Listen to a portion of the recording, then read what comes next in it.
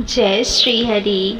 ओम नमः शिवाय। भक्तों, आप सभी का स्वागत है आपके अपने YouTube चैनल किशोरी कन्या में। आज हम सभी नाग पंचमी की कहानी व इसके महात्म्य की जानकारी प्राप्त करेंगे। इससे पहले भक्तों, अगर आप हमारे चैनल से नए जुड़े हैं तो चैनल को सब्सक्राइब करें, लाइक करें एंड ज़्यादा से ज़्यादा शेयर करें। सावन कृष्ण पंचमी को नाग पंचमी कहते हैं।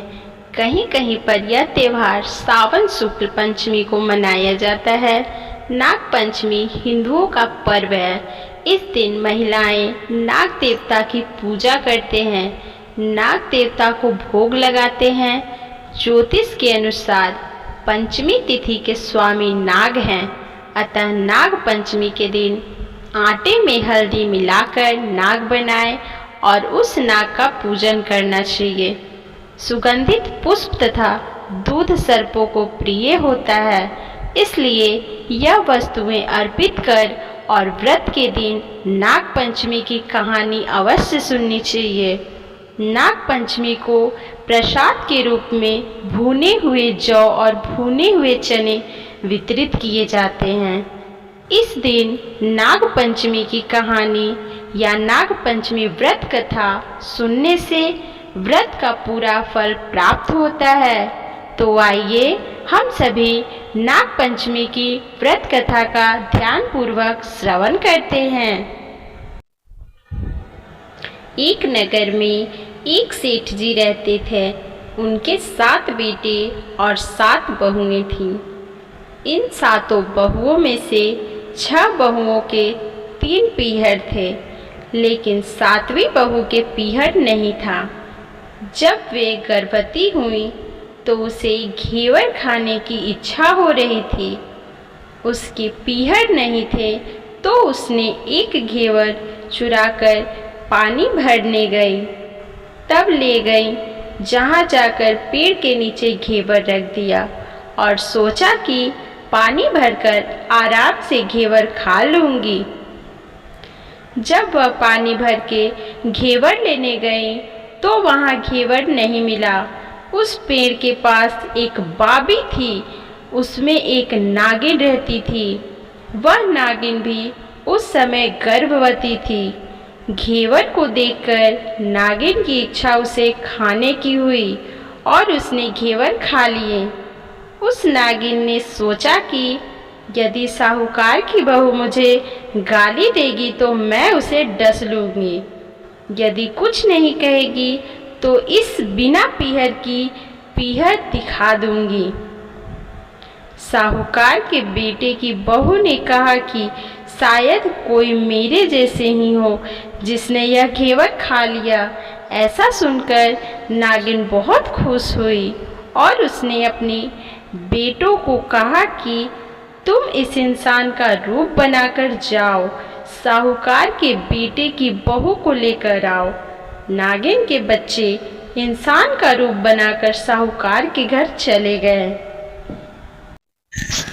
वहां जाकर उन्होंने कहा कि हमारी बहन को लेने के लिए आए हैं।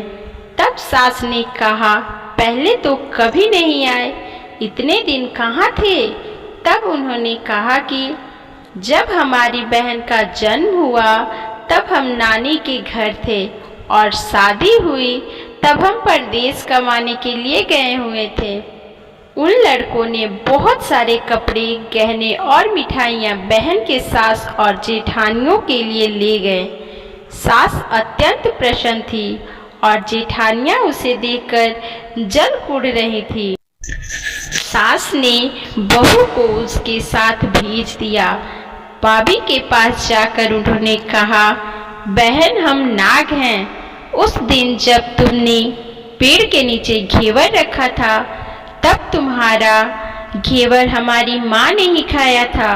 उन्होंने तुम्हें अपनी बेटी माना है, इस नाते से तुम हमारी बहन हुई। बहन, अब तुम हमारी पूंछ को पकड़ लो और डरना नहीं। उसने कहा। पूंछ पकड़कर भाभी मैं चली गई। वहाँ उन्होंने उसे बहुत लाड प्यार और सुख से रखा। वहीं पर उसने एक लड़के को जन्म दिया।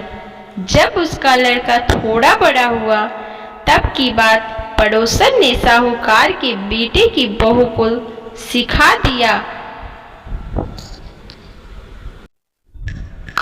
अगर तू मेरी माँ की इतनी ही लाडली है तो तू तेरी माँ से कहना कि आज तो नागों को दूध मैं पिलाऊंगी।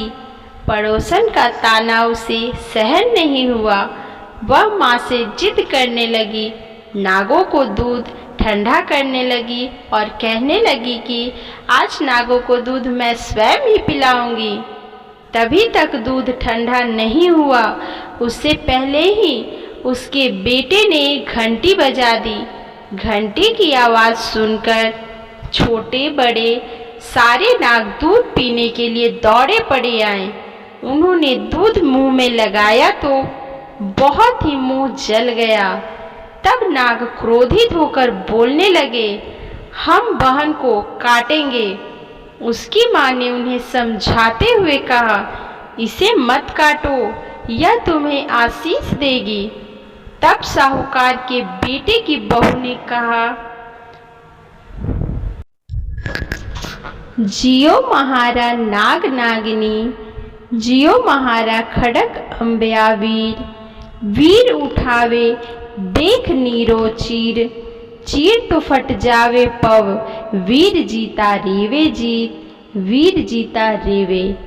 थोड़े दिन बीत जाने के बाद पड़ोसन ने फिर से ताना मारा कि यदि तेरी माँ तुझ पर विश्वास करती है तो तुझे 7वें कोटों की चाबी देगी। उसने माँ से जिद करके चाबी ले ली।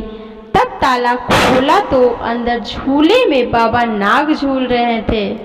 उसने बाबा नाग से कहा, सत सिया राम बाबा। उन्होंने कहा, तुम्हें सत सिया राम का नाम वरना मैं तुझे डस लेता। तब उसने कहा, आप तो मेरे पिता हो, मुझे कैसे डस सकते हो। और बोलो, जियो नाग नागिनी, जियो बासुकी नाग। जिन मेरो लाड लड़ाए, 9 करोड़ 100 साल। नाग देवता उसको 9 करोड़ का हार दे दिए। माँ ने अपनी बेटी से कहा,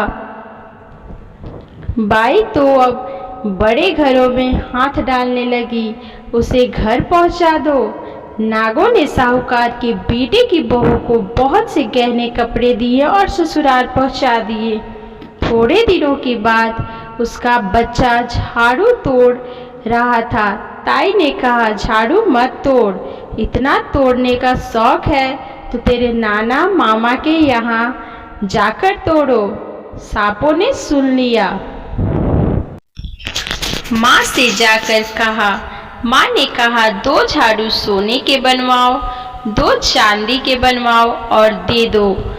तैया देकर जल गई। कहने लगी, इसके तो ताने मारने से धन बढ़ता है। कुछ दिनों के बाद ही बात की, बच्चा गेहूं बिखेर रहा था। ताने मारते हुए गेहूं बिखेरने का शौक है तो नाना मामा के यहाँ जाकर बिखेरो। सांपों ने सुन लिया। जाकर माँ से कहा, माँ ने कहा, 2 बोरी दाने सोने के घर आओ, 2 बोरी दाने चांदी के घर आओ और दे दो। तैया और जल गई। कहने लगी, इसे ताने मारने कर इसका धन मैं बढ़ा सकती हूँ। उसके अंदर लोभ की प्रतिष्ठा उत्पन्न हो गई। छोटी जेठानी लकड़ी लेने गई, वहाँ सांप था। उसने सोचा, सबसे छोटी तो भेजना चाहिए, सांप उसे खा जाएगी तो मुसीबत मिट जाएगी। छोटी बहू लकड़ी लेने गई, वहाँ सांप बैठा। बोली, भैया राम राम। सांप ने झट से बिछुआ दे दिए।